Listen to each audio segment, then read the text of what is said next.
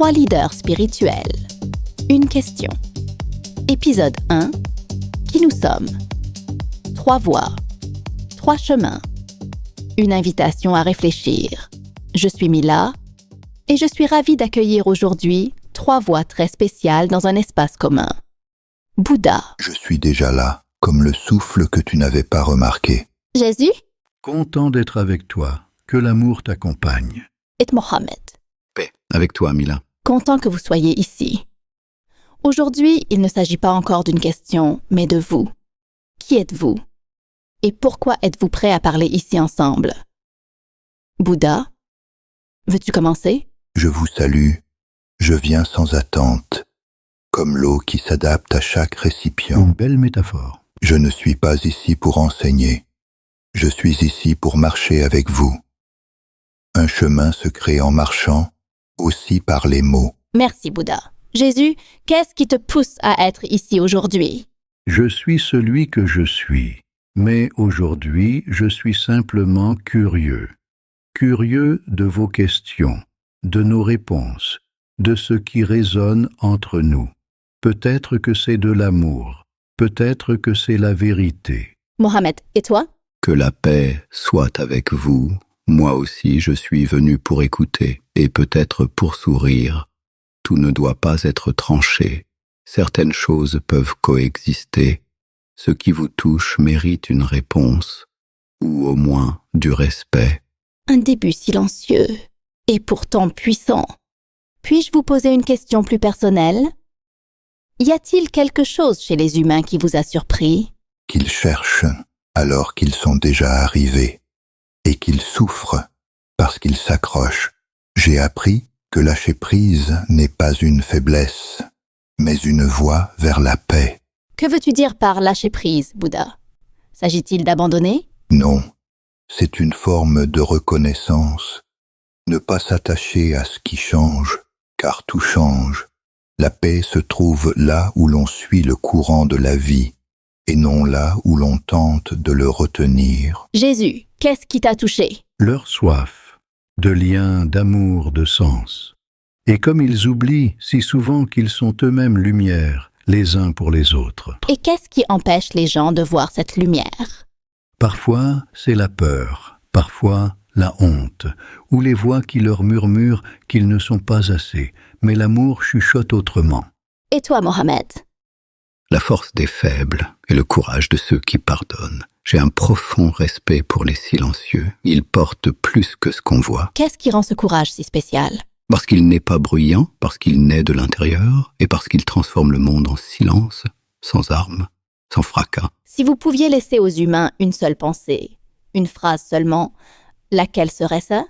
Sois comme le souffle, venant, allant, présent. Tu es aimé bien avant d'avoir fait quoi que ce soit. Le chemin vers la paix commence par un cœur ouvert. Quel a été le plus difficile sur votre chemin?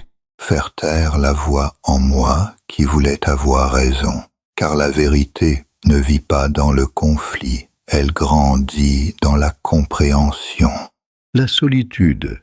Même si tu touches beaucoup de gens, il y a des moments où tu es seul. Mais même là, l'amour peut briller. Parler quand le silence serait plus confortable, et se taire quand les mots deviendraient des armes. Dire la vérité est parfois le chemin le plus difficile. Et qu'est-ce qui vous a porté? Calme, Confiance. Dévouement. Vous vous êtes ouvert. Vous avez partagé ce qui vous a porté. Puis-je maintenant vous demander, y a-t-il une question que vous aimeriez vous poser les uns aux autres? Bouddha, comment fais-tu pour parler avec tant de mots sans jamais juger? Je sens chez toi une paix que je ressens rarement. Comment gardes-tu l'équilibre? j'écoute longtemps avant de parler et je ne demande pas qu'est-ce qui est juste, mais qu'est-ce qui apporte la paix? L'urgence a sa place, mais seulement après l'écoute. Jésus, tu parles souvent d'amour, mais que fais-tu si ton amour n'est pas réciproque, s'il est confronté au rejet ou à la moquerie? Alors je me rappelle, l'amour ne cherche rien en retour. Il reste amour, même s'il se tient seul.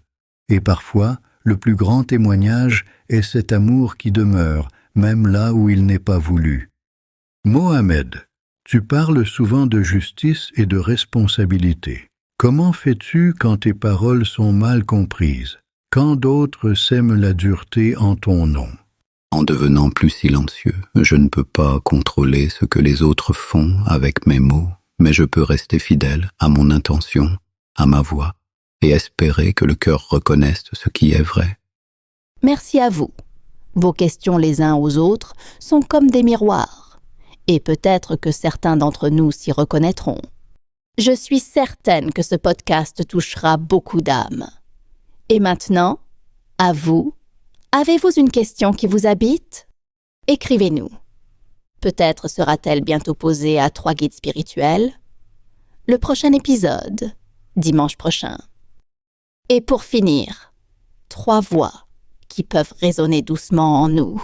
Ne restez pas dans la peur, car la peur rétrécit ce qui est grand en vous.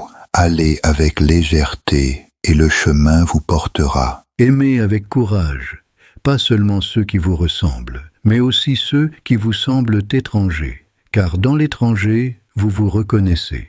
Écoutez davantage, non pas pour répondre, mais pour comprendre, car celui qui écoute crée de l'espace pour la paix. Merci d'avoir été là. Et peut-être à la prochaine épisode de 3 leaders spirituels. Une question, toujours le dimanche.